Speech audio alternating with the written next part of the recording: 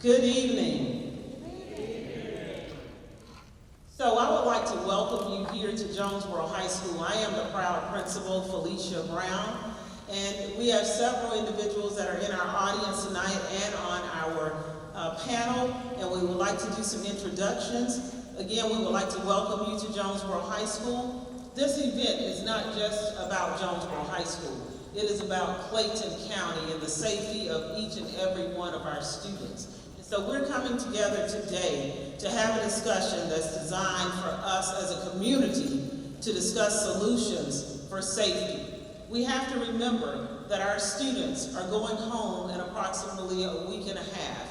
We want them to have a great, safe summer and to return to Jonesboro High School, or if they are seniors, to their future endeavors safely. So we encourage our parents to get involved just like we do our students and stay involved. So if you would just give me a few minutes, I would like to introduce the members of our Clayton County Board of Education.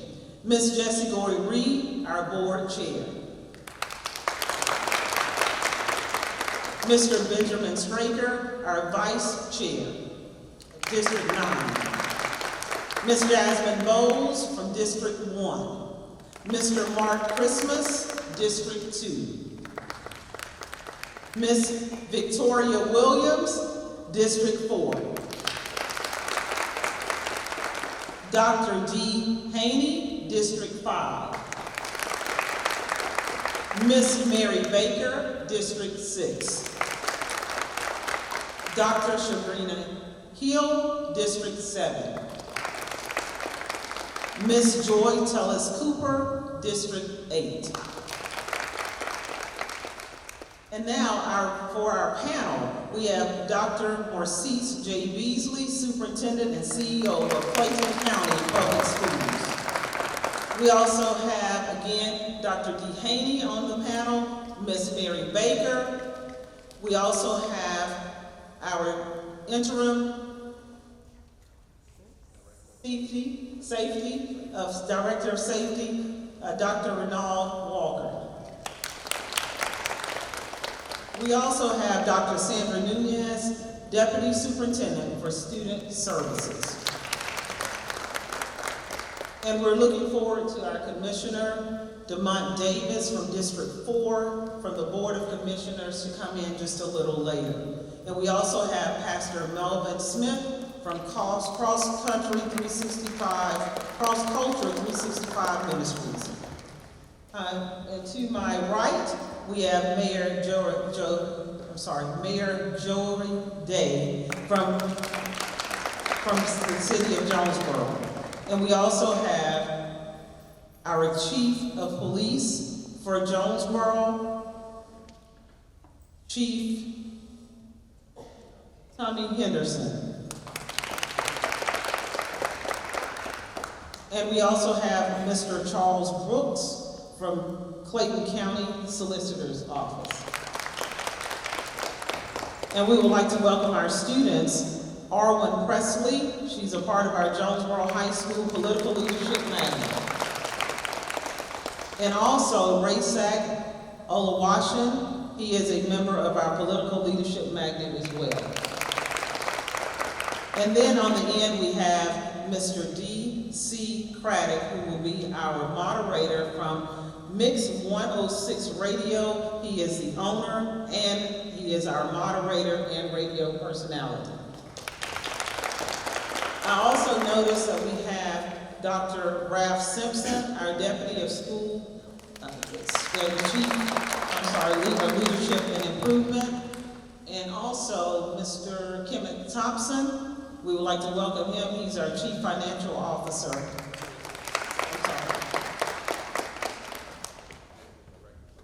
Executive Director of Operations. Thank you, Dr. Beasley. That's Mr. Kenneth Thompson. And we have Ms. Pat Sebo, City Council member. We also have several members of our Jonesboro High School faculty and staff, and we'd like to ask that you will wave your hand. And several of our parents and students from our community, we just thank you for coming out. And at this time, I'm going to ask that members of our safety and security, if you would raise your hand, we do appreciate your support each and every day in our community. And at this time, I'm going to ask that Ms. Shakira Rice, the principal of North Clayton Middle School, come up and give us our purpose for being here this evening. Thank you. Good evening, everyone. Good evening. My name is Shakira Brown Rice. I am the proud principal of North Clayton Middle School. Like Ms. Brown stated, we are here tonight to discuss safety and security for all of our scholars, but not just our scholars, but our entire community. As we see numbers that are reported, as we hear names, those names and numbers represent a beloved family member. And so tonight we wanted to bring all stakeholders within our community, because the solution will require all of us coming together to solve our concerns and our issues within our community. I always say that it's easy to stand on the sidelines and talk about how green someone else's grass is, but if we just take the time to water and fertilize our own grass, we can sit back and then watch the fruit of our labor as well. So thank you for coming, and we're just hoping that tonight will lead to a multitude of solutions so that we can mitigate the chances of anything happening to any of our scholars or community members. So thank you.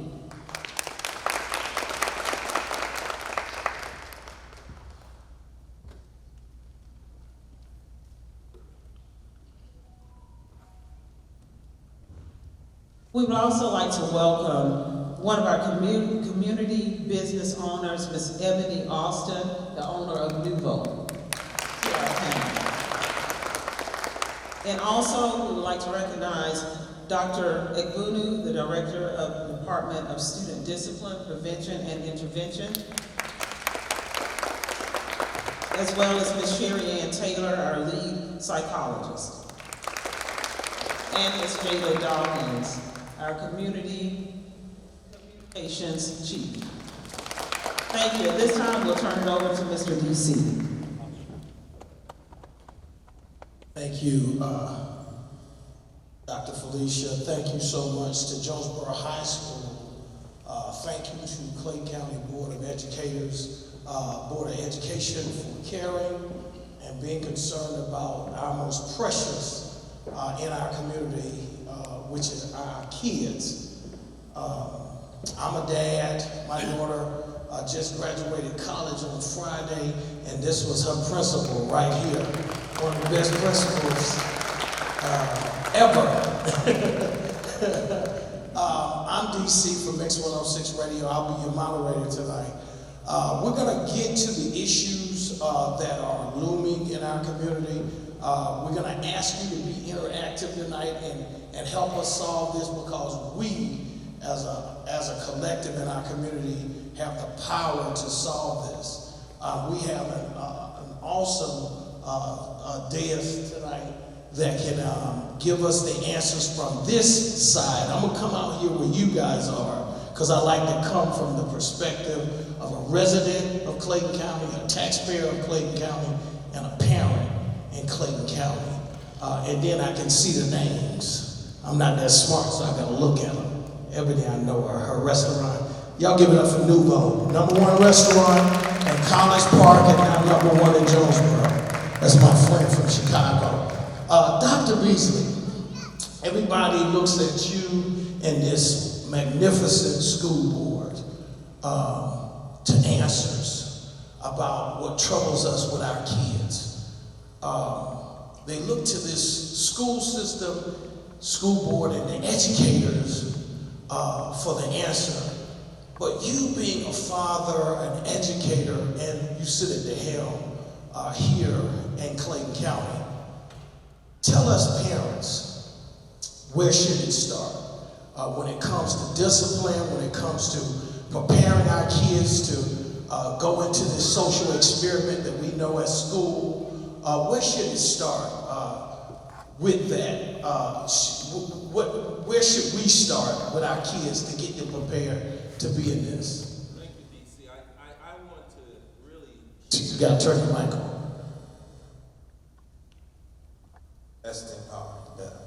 Thank you, Dee Cee. I think it's just appropriate to share that as a school system, parents bring their children to us. So to answer your question, where does it start? It starts at home. They come to us already born. They come to us already formed. They come to us with a degree of home training at the age of 5 or older, depending on the age that they come into our school system. But when parents bring their children, we enter into a collaboration. So the parents have a responsibility, the students have a responsibility, and the school system has a responsibility. So tonight, it's really about the responsibility of all. And when I say parents, I don't just mean parents alone, but the community at large has a responsibility. We have individuals in our school system that actually keep up with our data for discipline. And we have been observing over the years a decline in student discipline issues. Most recently, we have seen a spiking upward of students with weapons in our schools. On an average year, prior to the pandemic, we dealt with maybe less than 200 weapons out of 53,000 students.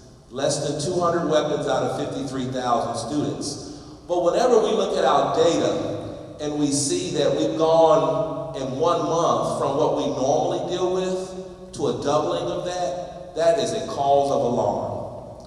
We understand that our schools are microcosms of our society. So whatever happens in society, many times can happen in our schools. But what we try to do through our strategies, our student handbook, through our communications, through our school leaders, our faculty and staff, our SROs, our campus security personnel, what we try to do is mitigate for that happening that normally happens outside of the school.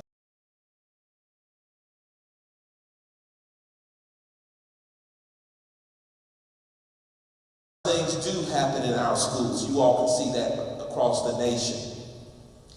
What we're trying to do is address this situation collectively, reminding our parents of their role, students of their role, sharing what the role of the school is and what the role of the community is. While at the same time, and this is the balance that we're trying to strike, we don't want to criminalize our kids and over-police our kids. But at the same time, we don't want to send a message that we're so lax that you feel like you can bring a weapon into our schools and harm yourself or others. At the rate that we see the data relative to weapons, again, all the other indicators are improving, but that indicator has spiked upward recently. I am very concerned that if we as a community don't get a handle on this, then we may see something happen in our schools that we don't want to see happen. And I want to be very honest about that. We don't want those things to happen. Every child that comes to school every morning, it is our expectation and our effort to ensure that that child gets home every day. Right. But if we as a community don't acknowledge what we're seeing and address it as a community, it's just a matter of time before something happens. And we don't want that. I got an educator here. She taught at FL Stanton in my old neighborhood. And that is our chairlady, Jessie Goree. Jessie, you sit at the helm of the best school board in Georgia. You guys have turned the ship around in Clayton County. But how do we plan for the safety concerns from our citizens when it comes to these kids? How do we plan for that? How do we budget for that in your annual budget when things are so fluid and they're changing daily? First of all, thank you for the question. And yes, I am the educator from FL Stanton in APS. Anyway, we pretty much have an unlimited budget for our students. You know, we're about to have a budget that's close to almost, $1 billion this year. That's for the first time. Y'all gotta give it up for that. Y'all gotta give it up. I want to say Okay, hold on. With a fund balance that is healthy and close to, I want to say $200 million. So I want you all to know that resources are not our issue in Clayton County. So, as far as the budget is concerned, one of the things that I suggested to Dr. Beasley, parents, let me turn around, I hate to be talking and I have my back to you, is that I would like for us to go back to some old school things, such as before COVID, you know, we used to print our handbooks and they came home and you read the handbook. When we started school out, the first week of school, that would be our reading lesson. Teachers would go through the handbook and talk about the rules and regulations. Now everything is digital. We send everything to you on the website. Go do this, go do this. And of course, most people are not going to look on the website. I know I'm not, because I'm old school. I want to read. I want my children to know what needs to happen when they go to school. So I would like for us to go back to that. I would like for us to have a planner. I would like for parents to look in their book bags before they go out of the door every day. Check homework, all of those types of things. And I know that you all, some people might be a little upset with us, but we are not allowing book bags in the schools at the end of the year. Some of us are talking about when we start the school year off, we will have clear book bags. We don't have a problem with purchasing those for you as well. You know, but we need buy-in from our parents because we do want a safe environment. I'm just sitting here right now looking at my phone, breaking news today in Douglas County, student stabbed someone. And of course, you know, some people I've had people email me, they're upset about us talking about buying metal detectors. But like right now, we're preaching to the choir. Probably all of you all that are sitting in here, your children aren't the ones coming through the building with the weapon. The people that we need to have in here aren't in here. So there's not a problem with resources. We have a lot of CARES money. We can do whatever we need to do to try and make the environment safe for your children. But we need help from you. We need you to talk to your neighbors and tell your neighbors that you want your children to come into a safe school each and every day. So pretty much that's it. We don't have a problem. And when we did talk about their budget now, but don't come to the budget hearing on, I believe it's next Monday, complaining about your taxes, because it's not us that's making your taxes go up. It's your property value that's rising. And you all should want to take care of the children. And that's what we're here for.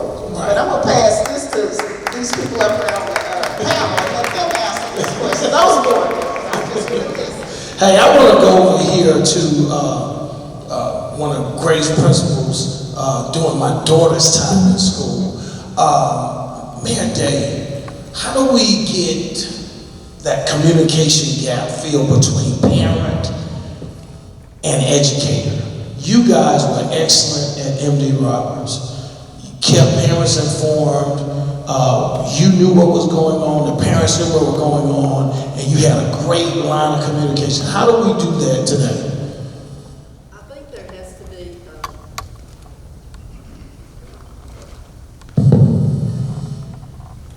I think that we have to put the personal element back into education. As educators, we need to make every effort we can to know those parents and know those children. And I always tell my teachers the child who is the least loving is the one that needs the most loving. So I think it behooves us, you know, people haven't changed in the last 10,000 years, really. We all want love and acceptance. And it's important that we as educators address those parents one-on-one and our children one-on-one and let each one of them understand that they matter, that they're important. And Ms. Goree is right on target with what she said. We have got to have those printed agendas. We've got to have book bags they can carry back and forth. The parents have to buy into this. And I think the fact that we're even talking about this is important. But as an educator and as a mayor, I would say that 98% of the people are doing what they're supposed to. So what we've got to address are those 2% that are not doing it. As a principal, I always believed in having wild and crazy things going on at my school. But when it was learning time, it was calm. Children need order, and I say children because I worked at the high school level too, so I'm saying students. They need order and they need calm in order to learn. They cannot learn in chaos.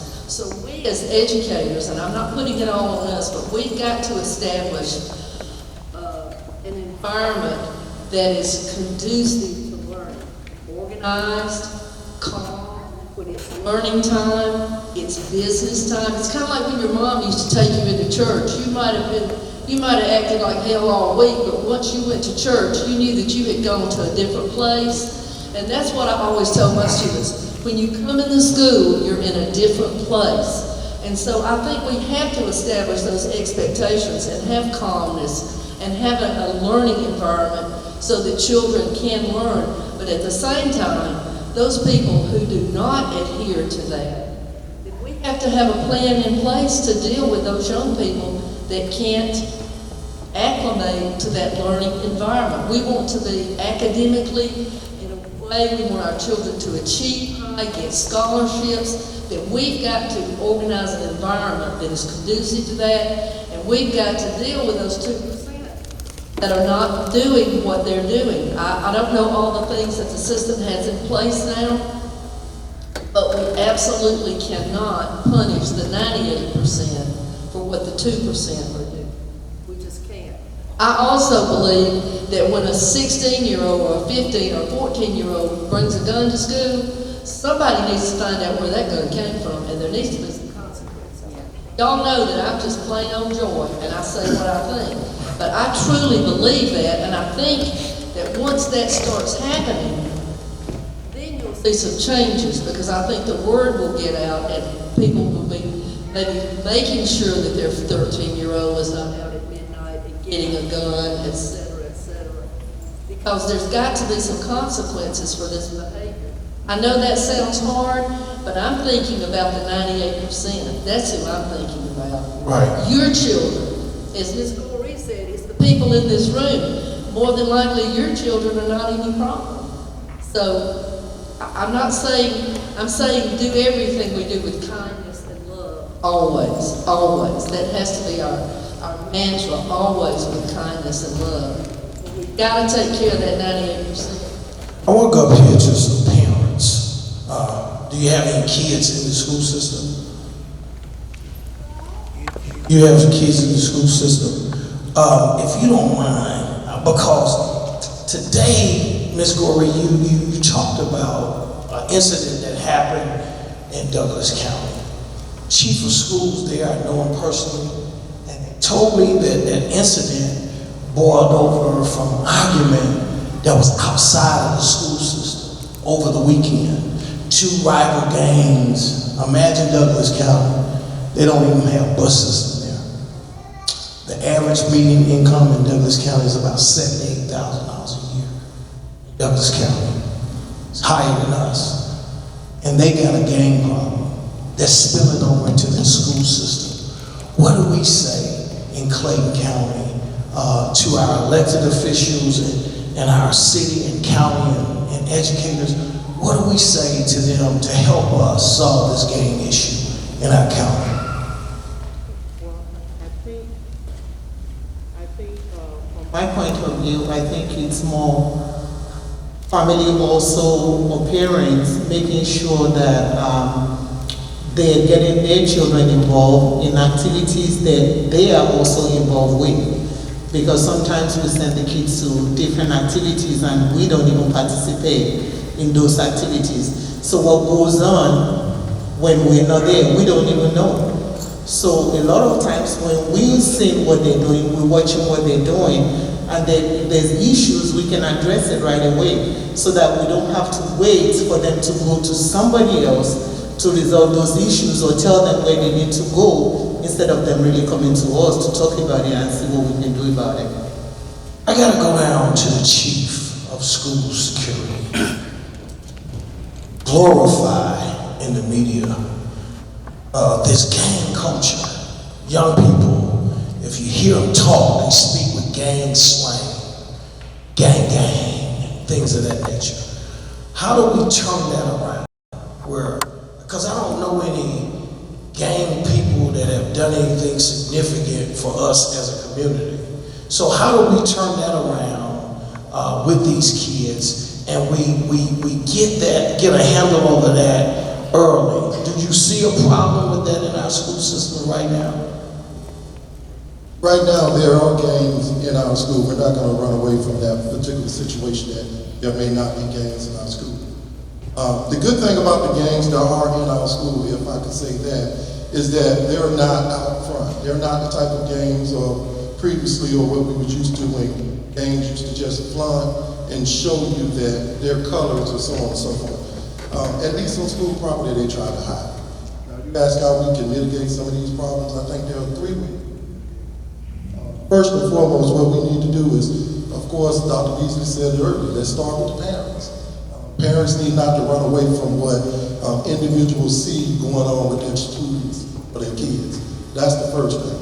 The second thing is me being the interim chief of police or the interim director of safety and security, just working with our officers and making sure our officers build better relationships with the students within the school, so they can have a better relationship, either finding out what's going on, so on and so forth. And lastly, working with those students, if it's see something, say something, or if it's just building that relationship and hearing from the students, because students need to know that people care. And so if students can see that people care and want to know what's going on with them, they're more likely to tell us things, as well as we can probably curb some of those students from joining.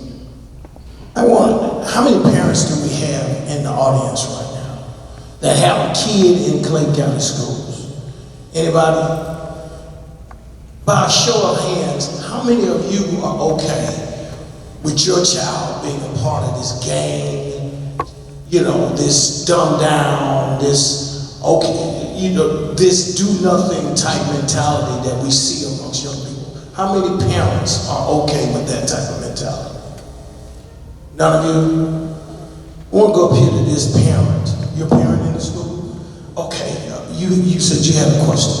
I do. I just wanted to know how we are. My child is in 6th grade, and I just wanted to know how we're combating the stigma with the school to prison pipeline.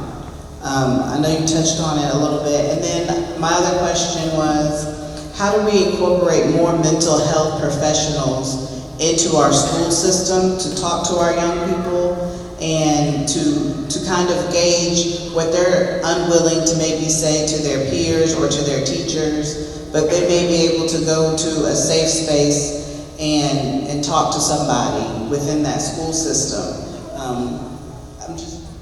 I would like to incorporate more mental health professionals in our schools. I'm glad. What's your name? Kayla. That's an awesome question. I gotta go down to our CEO with the question about the school to prison pipeline. So I'll start there, then I want to pitch it over to Dr. Nunez, and we have Dr. Sherry and Kayla here who can talk about some of our mental wellness efforts. But we have a relationship with the juvenile justice system.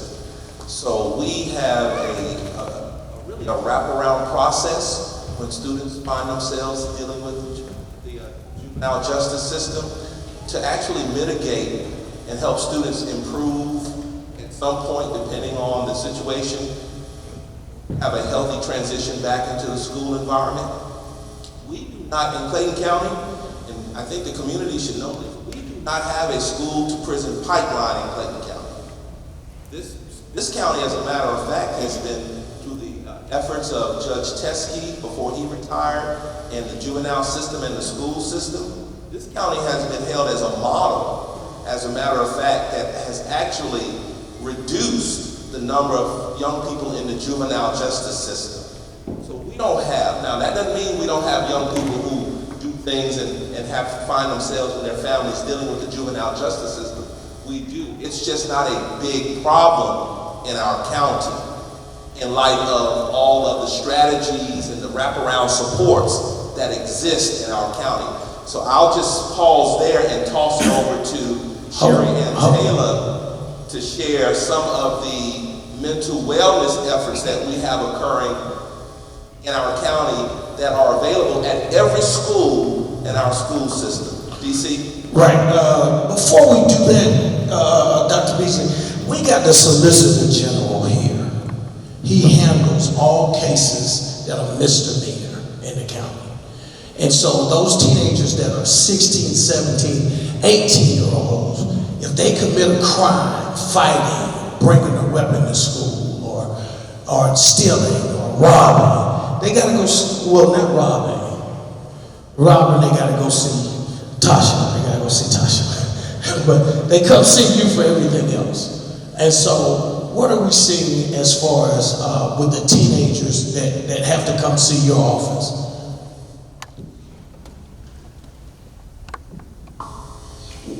We have expanded what's called our diversion programs. We have what's called a pretrial diversion, and diversion is an alternative to traditional prosecution. The way a diversion works is essentially after reviewing the criminal history, a prosecutor will refer the case to a case manager. Case manager will review the case factually and review the criminal history. If the person has a criminal history and does not have a criminal history, like most young people don't, and this is a first arrest, then we'll divert the case. In diversion, they'll go to several courses related to that charge. They may do some community service. There may be impact penalties, victim impact penalties, depending on the type of offense. And at the conclusion of successfully completing the diversion program, we dismiss the case. Now, for our young people, let me back up. With diversion, there is an administrative cost. With our young people, we are trying to implement a scholarship program for folks who are young and cannot afford to go into the program. We don't want to. It's always been my practice that if a person does not have a criminal history, I don't want to rate them. So we've expanded the program from. We probably expanded the program probably about 100% in the last year. Okay, I gotta go over here to my mental health professional for our school system. I gotta go over here to Doc. She's gonna be working with me too, getting myself together. Go ahead, Doc. What more can we do, and what services do the school system already provides in the area of behavior health?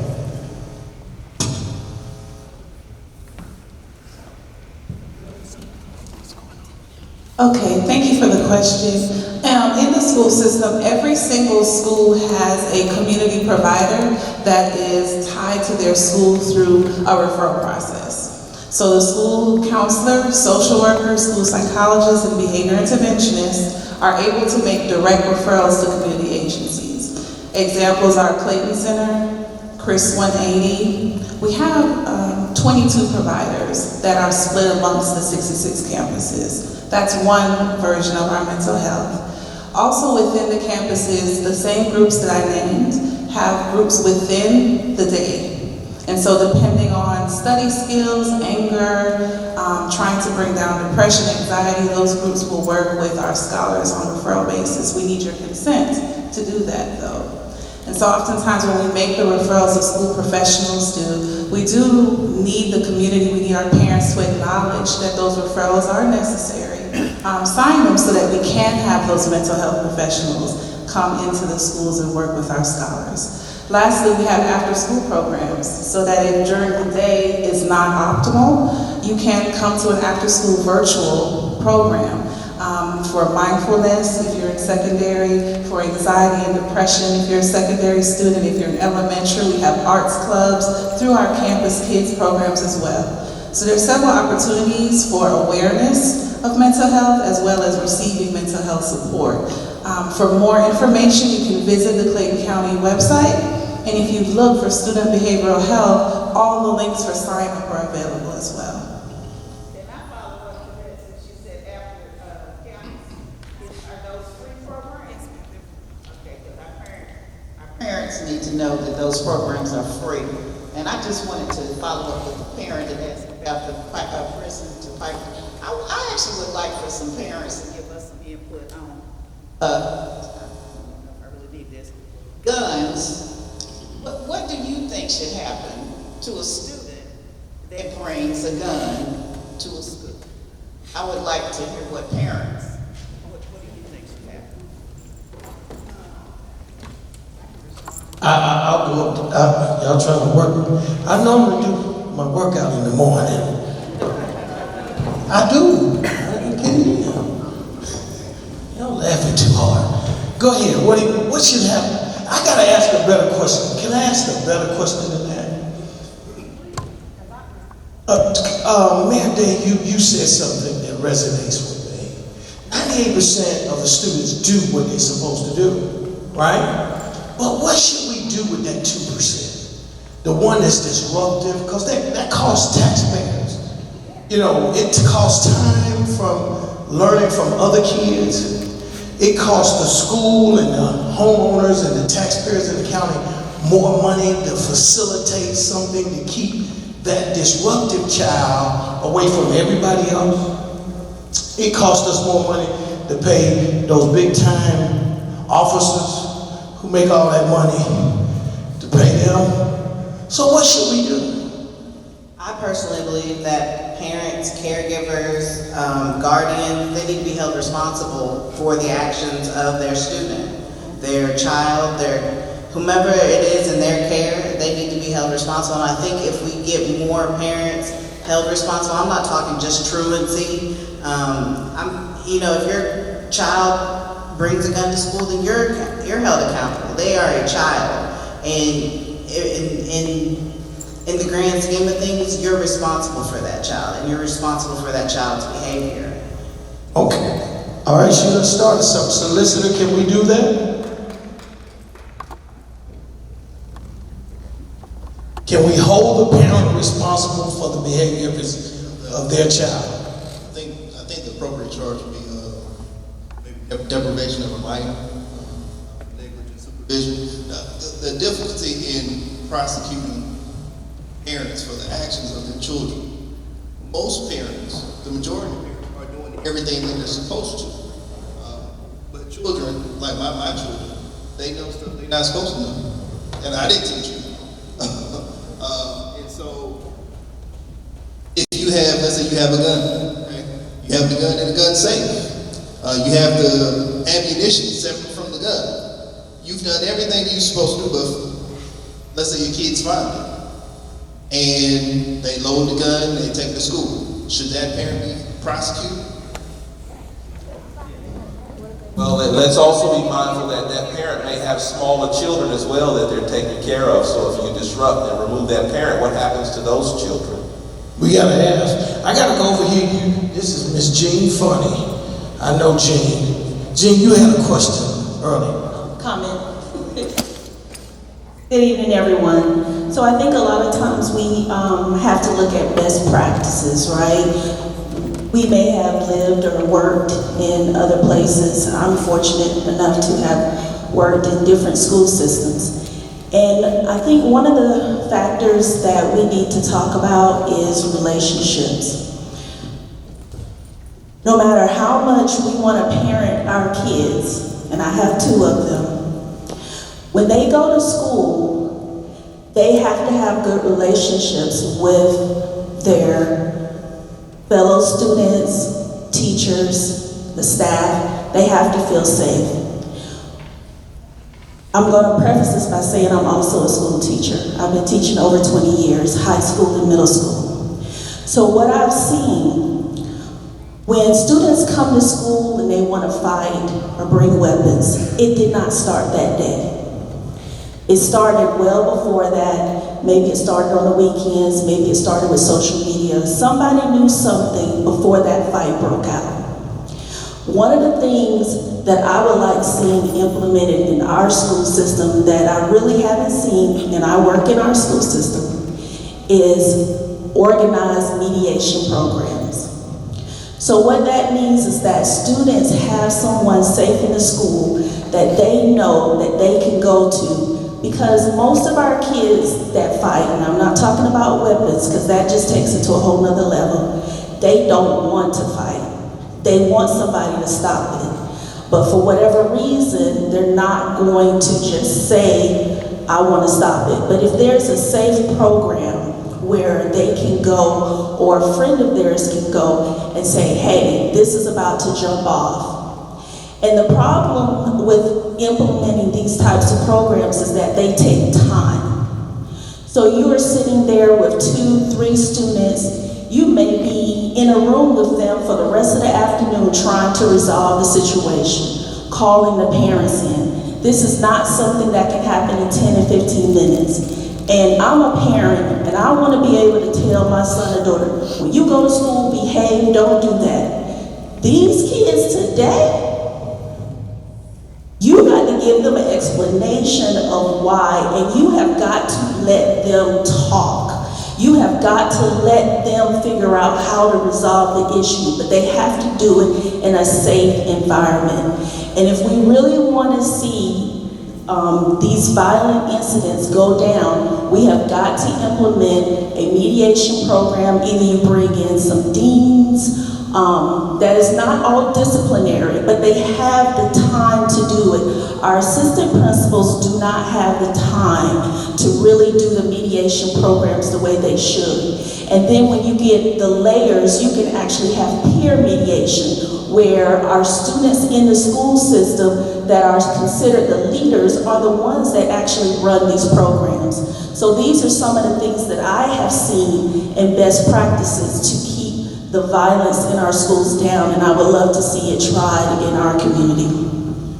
And Dee Cee, if I can piggyback off that. Right, but before you do, Solicitor Joe, I got 4 daughters. If I got to talk to all 4 of them, just lock me up. I'm just telling you. Because they going to want to fuss at me. I'm telling you, I did something wrong today.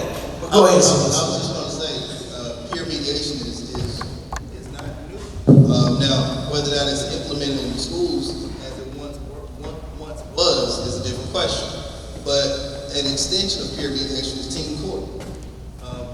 When teens and the students hold each other accountable, then that's probably the most effective method for accountability. Because the parent can lecture their child all day about what they should not do. But that child listens to their friends more so than they listen to their parent often, because of peer influence. And so if we can get the teens to hold each other through programs like Teen Court, where there's actually a court set up that's administered by the students, and they hold each other accountable, then you might see a different outcome.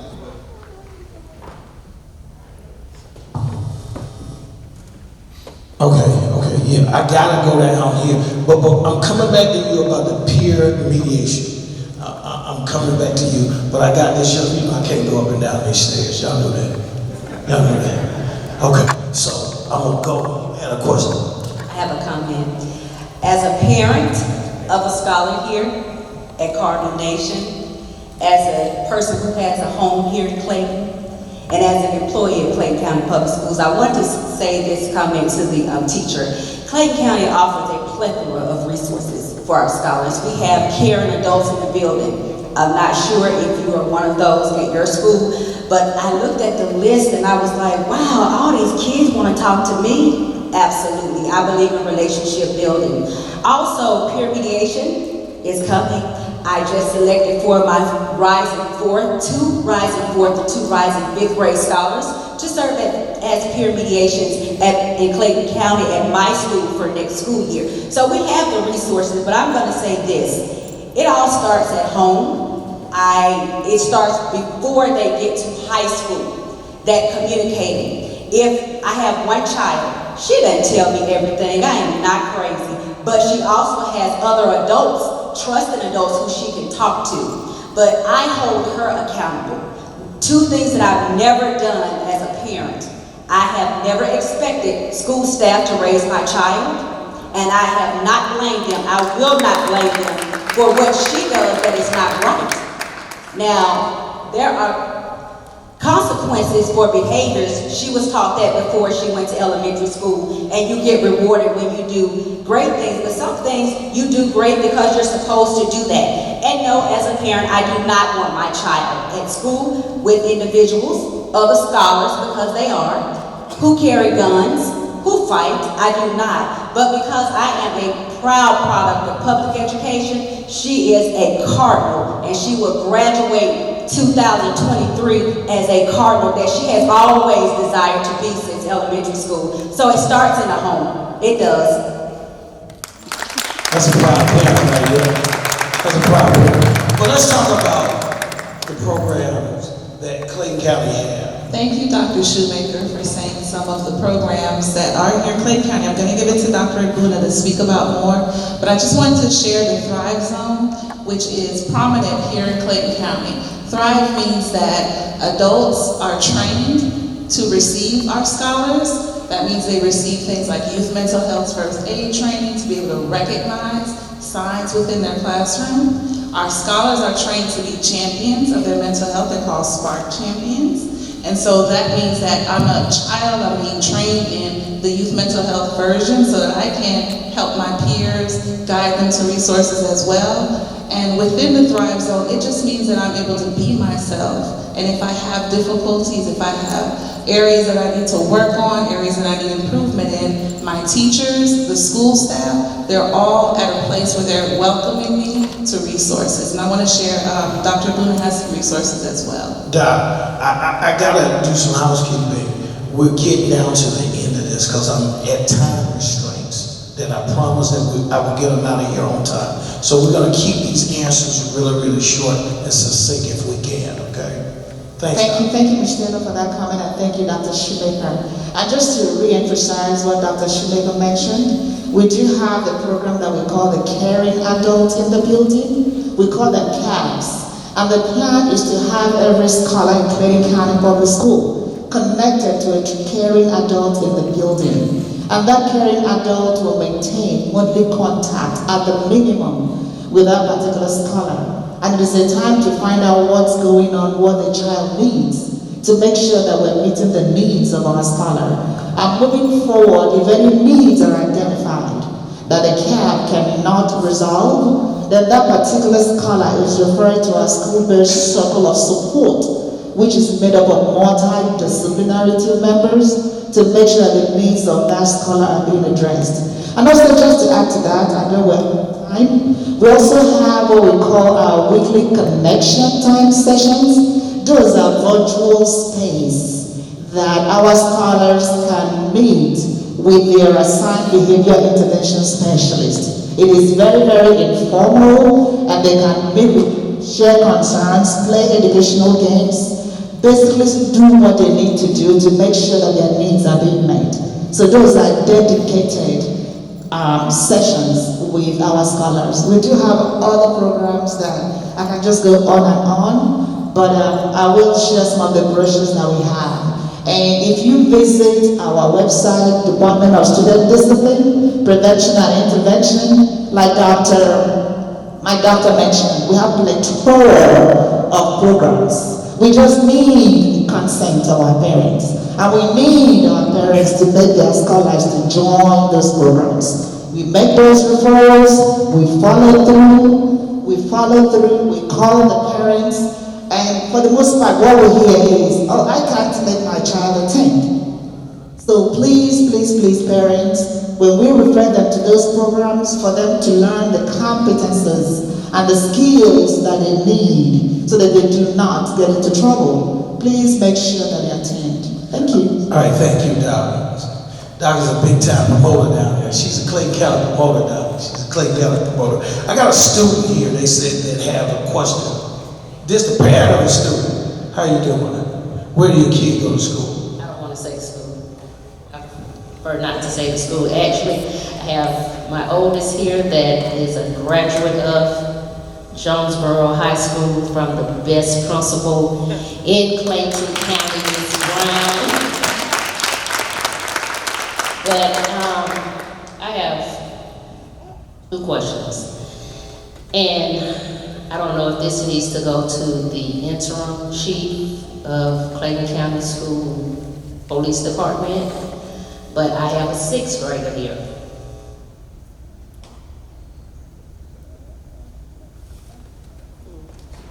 My 6th grader has been threatened. A student threatened to shoot her School swept it under the carpet. My 6th grader here has 14 kids trying to jump her every day. I let her come to school, and this is the bad part. I work at the school. I don't even feel comfortable with my child going to school that I work for and that I'm a taxpayer in Clayton County. So my question is, what is the process, what is the protocol of me as a parent and also an employee and my child reporting that this student is sitting in front of her threatening to shoot her, and the teacher knows, the assistant principal knows. Now she has 14 kids. That this is the other part. I have proof because I have it on recording. I also have the parent contacting me, threatening me. The school knows. What should I do as a parent? Doc, we got the decision makers, we can move heaven and earth in Clayton County, and I'm sorry, on behalf of the community that this is happening. But that's why we're here, to solve these type of things. And we got the people in this room that can solve this, I believe, for you. I gotta go to our CEO. When we hear stories like this, what can we do to assist this parent? Well, I think the first thing, especially if you're an employee, is, of course, you mentioned the assistant principal and the teacher. My question would be, have you had a conversation with the principal? Okay, and so after the principal, given the situation, we may need to go to the next level and deal with the assistant superintendent. If your daughter is having conflicts with 14 children threatening her, then clearly something is going on that needs to be investigated, so we can get to the bottom of it for the benefit of your daughter and everyone else, okay? See one of us after the event, okay? Thank you, Dr. Beasley. I want to go over here to the teenagers, the students. What is peer pressure like in school today?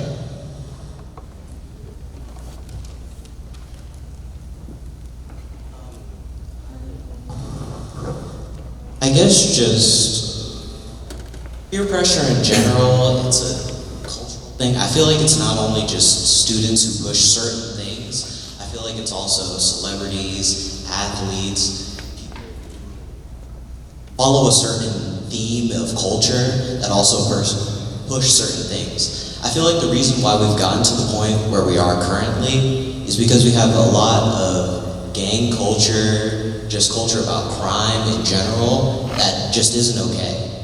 And we've allowed it to come into our community and infest our community, where people feel like they need to be their favorite rapper or celebrity, they have to have a gun, they have to be a thug, they have to be tough, that sort of thing. So when they see someone who isn't tough, who isn't those things, they want to pick on them, because they want those people to become more like them. I mean, at one point, I was in a situation of that sort of thing, and it was a make or break type thing. It was like, do I become something I'm not? Or do I go about a different way? Do I try and go above it? And of course, we have to go above it. Right. Second question for you, this peer pressure thing in school. Peer pressure is definitely a thing here. Peer pressure is a thing at every school, especially in high school. I believe that one very prominent thing of peer pressure is shaming. Instead of asking somebody, oh, do you want to try this? They shame you. They say that you're lame if you don't want to try drugs. They say you're lame if you don't want to be coerced into doing things that you're not supposed to do. And I just think it's actually very shameful that people even think that it's okay to come to school and engage in things like drugs, violence, even things like adult activity. This is not a place where you come to do those things. And like you've heard all night, it all starts at home, and it all starts with what your kids are watching. It even starts, personally I think it starts in the youth. I think that we need to start making education a priority instead of criminalizing education and making it a punishment. I grew up in a home where education was valued, and my parents never failed to remind me every single day that it was a privilege for me to come to school. As somebody who has a parent that came from poverty, my mother did always tell me that there were times where she saw many kids that weren't even, like, barely even allowed to come to school. They didn't have the resources for it and things like that. And because of that, they were peer pressured into ways of possibly making money or making up for something that was lacking at home. I think that it all does start at home. And like my peers said over here, it's a prevalent part of the media.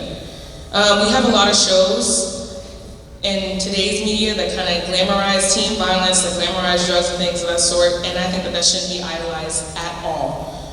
Whenever somebody has a popular, like, a pop culture figure, I hope this is trying to make sense, like a pop culture figure, like you said, a rapper, a celebrity, a baller, everything. Everybody wants to be like this person, and if you are not like this person, you are pressured and you are targeted.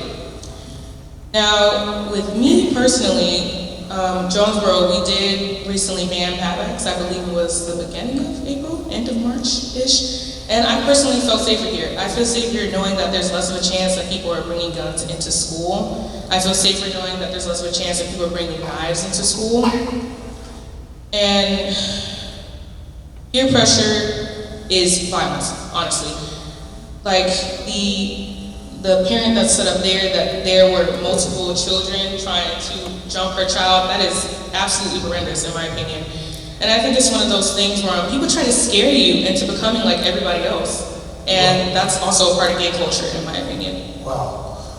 I gotta go over to my friend Ebony, and thank you both. Well, thank you both. I gotta go over to my friend Ebony. She's a part in College Park of programs, Birthright. We had it at your restaurant last year. I love the lamb chops.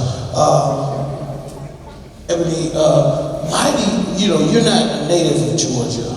You moved here from Chicago. Why did you find it important as a business owner to get vested with these kids in our community? Absolutely. So I'm a firm believer that tomorrow belongs to those who prepare for it today, right? And what that means is, you know, even when it starts in the household, right? You see some of the things that's happening, the kids, the mental breakdowns. That means to go ahead and start giving your kids some help. There's a million programs out here, not just only in the schools. There's business owners. We have a program called Birthright. And what that is, from kids from 12 to 18, we take them in, we mentor them, we give them a paid intern, so every week they get about $350.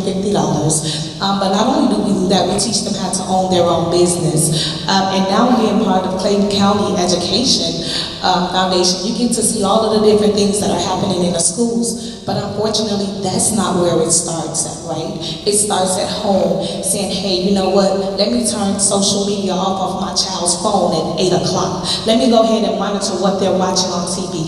Let me be reminded, let me remind my children, you know, the company that they need to keep. When I used to grow up, my mother would get blessed oil and pray over my household, right? She would plead the blood of Jesus a million times, but I didn't understand that. But what she was doing was praying over our safety. And sometimes we have to go back to the beginning and put God back into place. If that's in your household, if that's in the school systems, you gotta go into what you know has worked. And sometimes people would say, I prayed my way out of this thing.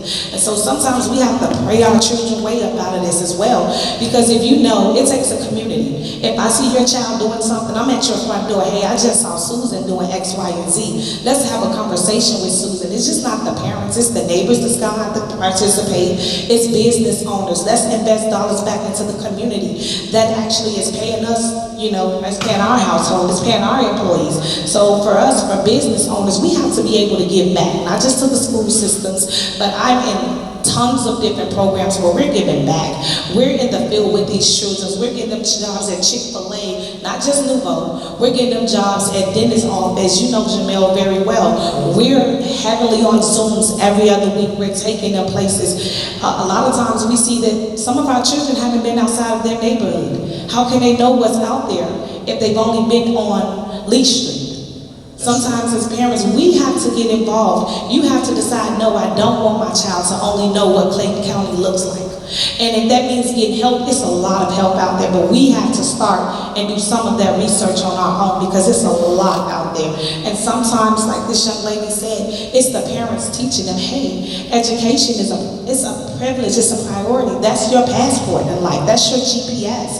And so we have to be able to guide our children the correct way, and that starts in the four walls of our own homes. All right, thank you. I hope you are not closed when this is over. But anyway, I gotta go over to the chief. Chief, tell me, how can we mentor these kids so that they don't have to meet you and in an incident or in a situation where they gotta go down to your jail that you got in Jonesboro? How can we mentor them to get them out of that? Dee Cee, that's a really good question. How do children? Let me first say that resolution starts with a conversation. And that's what we're doing here tonight, is a conversation. Margaret Wheatley said, there is no greater power of a community for change when it's discovering what is most important to it. Tonight we're showing that the children is what's most important to us. What's in the schools is most important to us. At Jonesboro Police Department, we employ a two-pronged police model. Our first prong is good old-fashioned police work. What that means is that 2% that we've talked about earlier that's out there committing crimes, we are employing every technology, every ground-pounding technique that we can do to solve those crimes. Our second prong to this model is community-oriented policing. We do that several ways, by reaching everybody that we can in order to forge relationships. Dr. Beasley spoke of a collaborative effort where everybody is responsible. That's what community policing is about. It's about you being responsible, us being responsible, us working together to identify first those issues and then how we come together in order to solve them. At Jonesboro Police Department, in our community policing model, we've implemented programs like the Little Free Libraries, Reading in Color, where we're addressing the little kids. With high school kids, we are working on that currently. We've partnered with Dr. Felicia Brown here at Jonesboro High School with our female officers to put together a program called SWAG, and that's Sisters with a Goal, where we're identifying those issues that young women are facing today: dating, domestic violence, social media, and those things. For our public that's unfortunate that might be arrested, we just did a program last weekend where we partnered with the Department of Community Supervision to address recidivism. Those people that are going through reentry in and out of jails, out of our jails here in Clayton County, where we brought multiple vendors together at Lee Street Park to provide to them resources to get back into the workforce, to get housing, also to get health care. And for our seniors, we've implemented a program called SCOPE, and that's Senior Citizen Outreach Plus Engagement. And in that program, we've identified our seniors in the community, and they have a police officer that's assigned to them to check on them on a weekly basis. At our Thursday command staff meeting, our police officers are required to report back what happened on those particular events when they reached out to the senior citizens that's assigned to them. We've established a community garden. In our community garden, the portion that's allotted for the police department, anything that we manifest in our garden, that we grow in our garden, that is given to our seniors that's a part of the senior of our SCOPE program. That's what we're doing to reach our public, and that's children, teenagers, young adults that are in and out of our jails, and our senior citizens. That's how we do that. You're doing it, Chief. You're doing it. Jonesboro has changed. Like, people don't think that leadership matters. It does. Jonesboro High School, I got brag on Dr. Brown's school. This school here has always been one of the top schools when it came to mock trial. It's been one of the elite schools in the state and in the country for that. Clayton County schools have 2 blue ribbon schools in this system, Stillwell and Elite Scholars. My daughter graduated from Stillwell. She even taught me how to read. Y'all didn't have to laugh at that part. I gotta move this thing along. I gotta go over here to Commissioner Demont Davis. Other counties with the ARPA funds are partnering with the school system. I just got a commercial from the Cobb County CEO and also Fulton County chairman, where they're putting jobs and partnering with the school system to give, eligible kids summer jobs. ARPA funds hit the bank account a couple months ago in Clayton County, and we're gonna get another draft in July 1st. What are we doing with those funds to assist the community with summer jobs?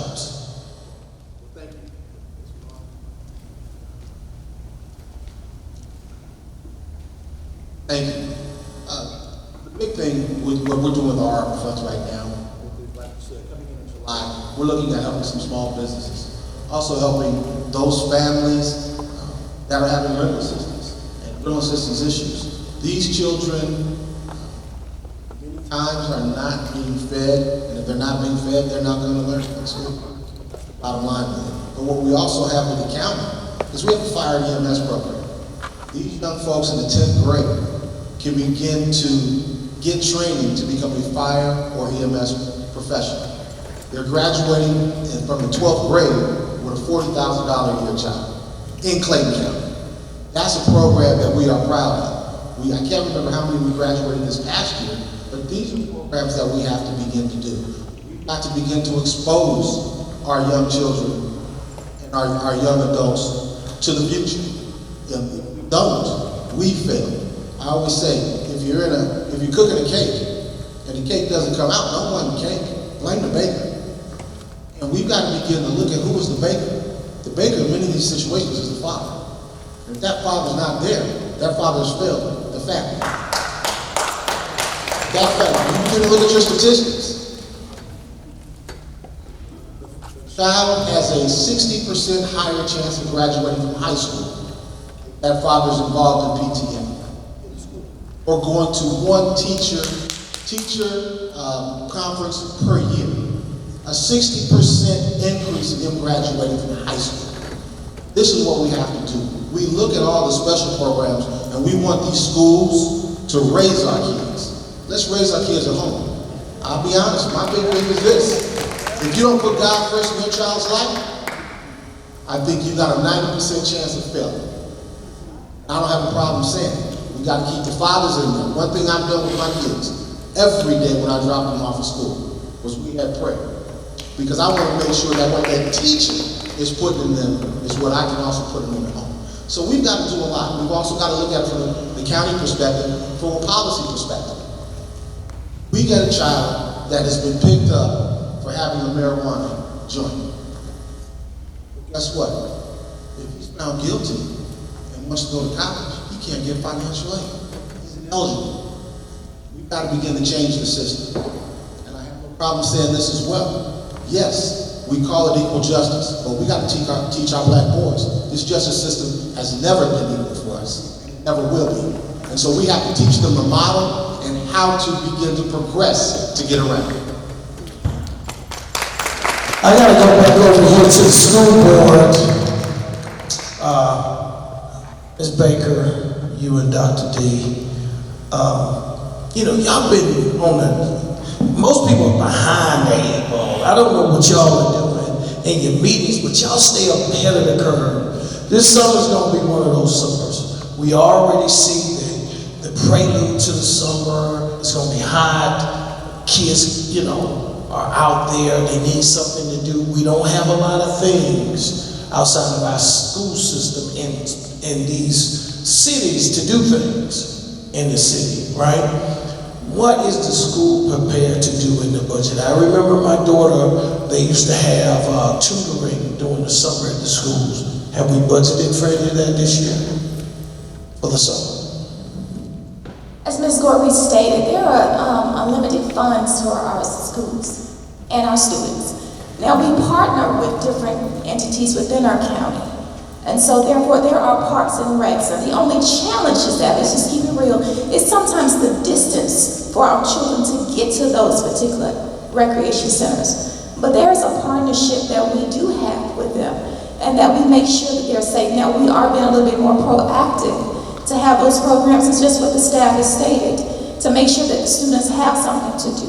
There's reading for one, we need to get that, and there's constantly programs in place for that. Now, as for the recreation, again, as Commissioner stated, they're a county, but the point is that we have to communicate it to let our citizens know that these resources are here, because not everybody's going to click on a computer or the cell to see what programs are here. So we do have to sometimes work with our community to let them know what's here, what's available, if it's free, as Ms. Gorey stated, so that they can get out. So the resources are here. It's just a matter of doing the research and the communication to get it out there. Right. I gotta go over to you, Mary. Some of the things that worked in my household was we had a summer program. They provided, I think you had to go pick them up by 12 o'clock. They dropped them off at 4. Dropped them off at 8 and had to pick them up at 12 o'clock. And they provided a small snack for the kids. And we say that we have an unlimited budget for our kids, but is that in the budget, or are we going to bring that back? I just want to know. We can continue to improve these programs. As it was stated, we've got, through our school system, we have lunches that go out. During COVID, we fed 53,000 children. I know I ate just I ate. Thank y'all. So this is something that's very important to us, having things for kids to do. But as Dr. Dee said, we need to get the information out to the parents. Somewhere along the way, I mean, it used to come out in the weekly report cards or progress reports. It used to come out on the lunch schedule. And we've gone to this idea that everybody goes online. Well, I hate to tell you, not everybody goes online. We need to get it back on our keys at the school system. We need, I'm loud, I can talk. We just need to do a better job. We get the information to our churches. We can get this information out to our churches. Our churches can have it in their bulletins. They can have it on their bulletin boards. There's a lot of ways to get this information out. But I do want to hit back on something that was said earlier about the kids and the prison pipeline. When I first got on the board, and Ms. Gorey will verify this, we got several student tribunals each month, several. A couple years ago, we were looking around going, wait, this is number 1 and we're already halfway through the year. So the different programs that are, peer mediation, the psychology, it's working. It's not flashy, but it's working. And the fact that this building is not filled with 1,000 people tells me that something's going on right. Now, we have to do something. We've heard tonight where somebody's fallen through the cracks, and that's not right. We've got to save every child we can. But the fact of the matter is, if we had a real problem, this building would be overflowing. That's true. And right now, I've only got a limited audience, and I can guarantee you these are the people that I don't need to be talking to. Right. Services, student support services. Dee, I have a question for the community. Now, we have to look at our population here in Clayton, and that not all parents are the younger generation. We have some guardians in place that are elderly that are taking care of our children. So I want to know, how can we mitigate that? Because like I said before, the communication, not everyone, they're not clicking online to know what the resources. They're raising about 5 to 6 kids in the home. So how can we as a community, not as officials, but as a community, because I'm part of the community, how can we get that message out to help them? And how can we get the resources accessible to them?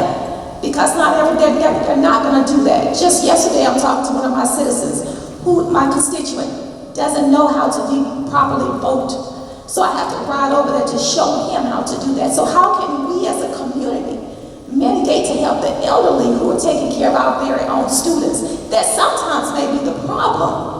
I wouldn't say the problem, but the challenge of bringing those same weapons into the school. So how can we as a We gotta get our elderly and middle-aged like me up to snuff, because Dr. Beasley told me he wasn't gonna page me no more. I had a pager. I ain't beeping me no more, man. So we just, I said, you said you ain't gonna beat me no more. You ain't gonna page me. But anyway, I won't go over to support services in Clayton County, and what are some of the services that we provide in that arm of Clayton County Schools? Well, thank you for the question. And I came with two of my key members of the Division of Student Support Services. We have a number of programs that we offer to support our students and to keep them safe and to keep them engaged and to keep families engaged. What my team members always tell me is we need that participation. And probably it takes a village. The people here are probably not the ones that need to be participating, but that 2% that we were talking about. Because when we talk mediation for students, we use restorative practices. And we do have programs where our students, reintegration programs, where students do something, they come back and we have those conversations with our students through our Department of Discipline. So we do have a number of programs out there. They are not flashy. There are many, they are being implemented. They need to be utilized by the students.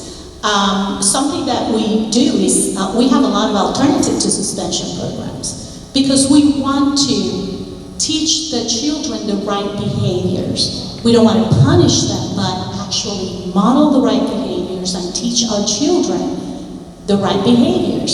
So our positive behavior interventions and supports, PBIS, it's one of our main programs that we also have. Right. Thank you so much, Mr. Nunez. Just make you want to come in and participate, doesn't you? I got to go over here to Reverend Smith. Reverend Smith, you know, when I was coming up, they used to say, I don't mind is, I thought it was a person standing in line at Domino's or something. That's where I'm at. But Reverend Smith, what can the church do to partner with the school system to give these kids something to do during this summer? What can we do? Well, first of all, I want to go ahead and say we continue to leverage and maximize healthy alliances and the resources that we already have that are here tonight. I'll start with Parks and Rec. If they're available, there are means of actually providing transportation. That's a wonderful tool, an asset. Dr. Beasley, we have several schools that will actually not be utilized. We can maximize in certain areas, provided we have law enforcement in place to help provide the necessary support. We're talking about collaboration, being present, visible. We talk about challenging our men to be present in the sense of changing the narrative that there are no good men and the men are not there. So I think it takes a collective effort of the community to come together through education, exposure, as well as empowerment. And we have an opportunity this summer to tap into some of the people that are already actively engaged, that are proving themselves, that are credible. So right now we have several principals in here from our elementary to our middle school to our high school that are our feeder schools. So I don't think we have the challenge of actually really having the resources. We said we have finances. I think it's a matter of actually connecting the dots and implementing these programs. I love meetings, I love forums, but at the end of the day, I always say this, you talked about an idle mind, but the Bible talks about faith without works is dead. We're gonna pray, we're gonna believe, we're gonna be present. We have to start somewhere, so I open myself up along with some of my colleagues that are not here from the churches, but also from the community as a whole. We're on board. I can pull some people together that will actually come and serve, not take over. So we're here to support. If you want to send me offline, I'll be happy to share some information. But to be mindful of the time that we have, I just want to say I'm glad to be here. I'm glad to see the parents and the community present. I'm back in Clayton County and on the south side. We're ready to do some work. We're ready to change the narrative. So thank you for having me. There you go. I like to end on a great note. We're going to give it back to our superintendent, but I want y'all to know something. You will be what you believe. Do you hear me? You will be what you believe. I need everybody in here to believe that we're better than what they say we are. I'm Clayton County proud. What about you? We win here. We're building new schools. We're building careers. We're building a pathway to the future in Clayton County. And everybody that's not on the train towards progress is not in Clayton County. We got a winning superintendent. We got winning principals. We got winning teachers. And we got the world's best school board. I'm Clayton County proud. Let me give it to my CEO. I'm going to sit down over here. I done got tired. Thank you, Dee Cee. As we prepare to go, let's give Dee Cee and this panel a great round of applause. Yourselves, parents, students, and those of you that shared, asked questions. I just want to close out with the perspective. We have 53,000 students in our district.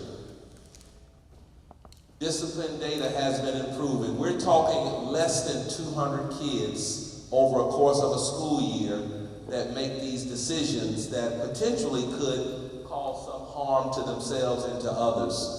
So we want to keep that in perspective, but we are implementing strategies. So we are getting through the year, so we got a few more days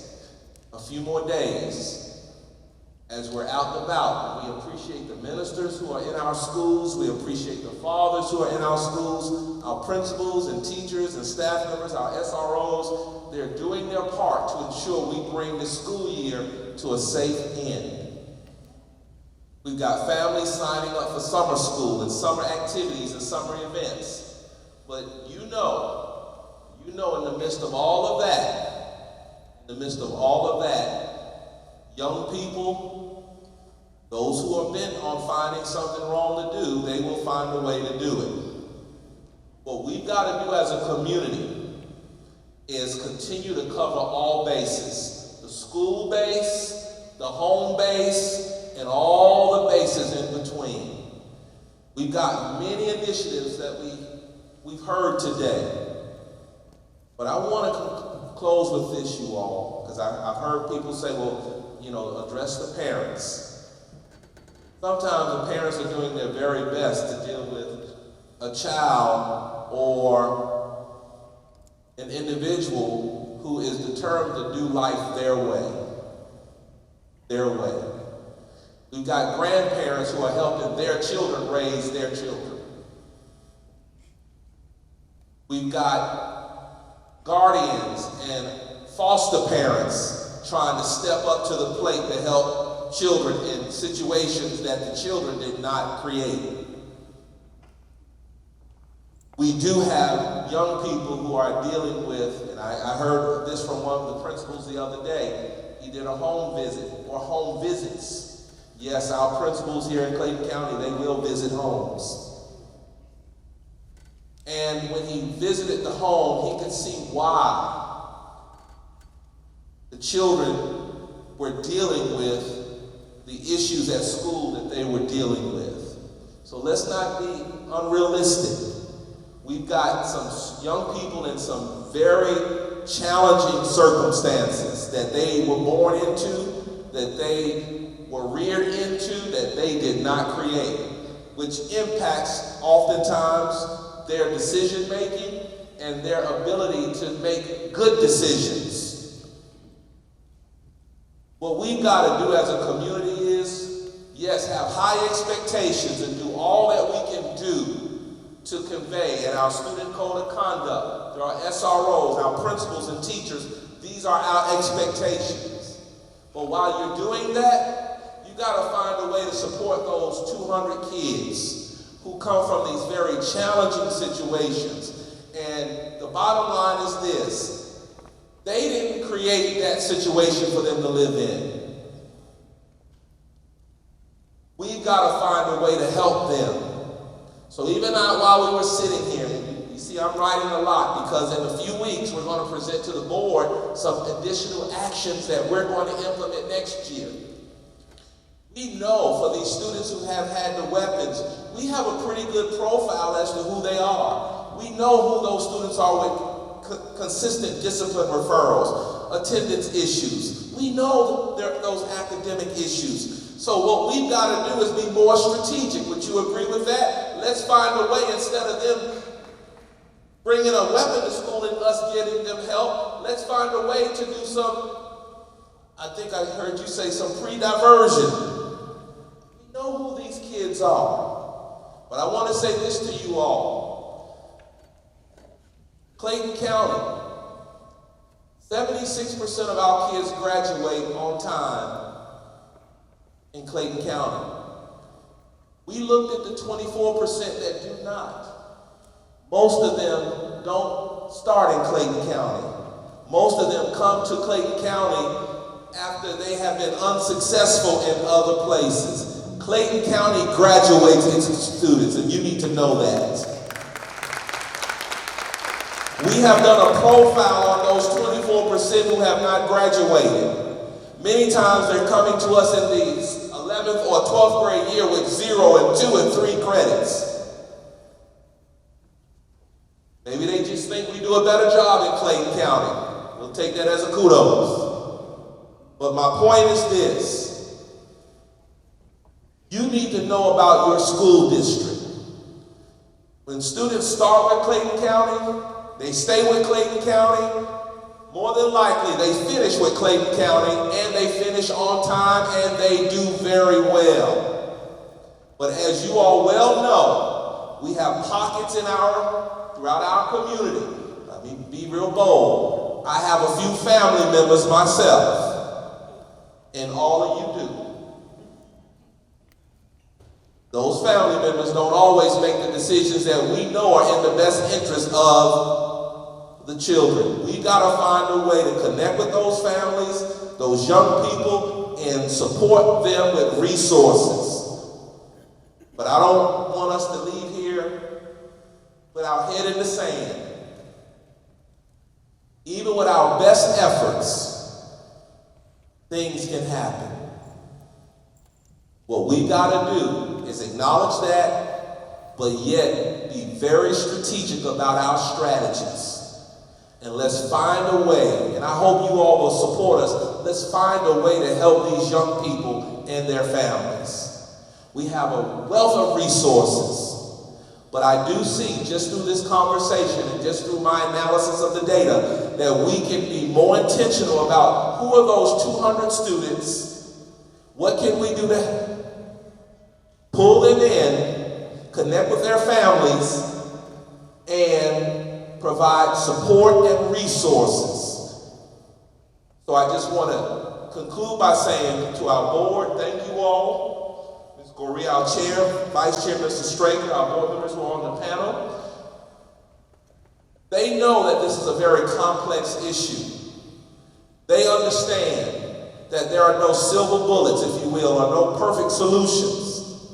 But they also know that there are things that we can do to minimize the chances of something happening in our schools that result in the loss of life of one of our students, physical harm of one of our students, or our employees. We are almost through the school year. We've had some incidents this year, but we're thankful. We're thankful that students in our schools, for the most part, have been safe. And when they come to school, they've made it back home. Now, I'm gonna be honest. Y'all got some of y'all little cousins that like to fight. Y'all know it. They like to videotape the fights and post them on social media. We're even thinking about strategies and policies to address that. In other words, we want to incentivize them not to do that. Not to do that. But as you all well know, in a world full of the internet and social media, that is very difficult to police. But we are working and trying to figure out exactly what we can do. I want to encourage you to listen to the board work session at the end of May because we're going to bring to the board our first list of strategies that we will be considering implementing for the new school year. That would be in August. So I want to encourage you to do that. We have one more session like this at the Michelle Obama STEM Elementary Academy next Tuesday at 6 p.m. But I want you to keep this in perspective. We're talking about less than 200 kids, probably no more than 150.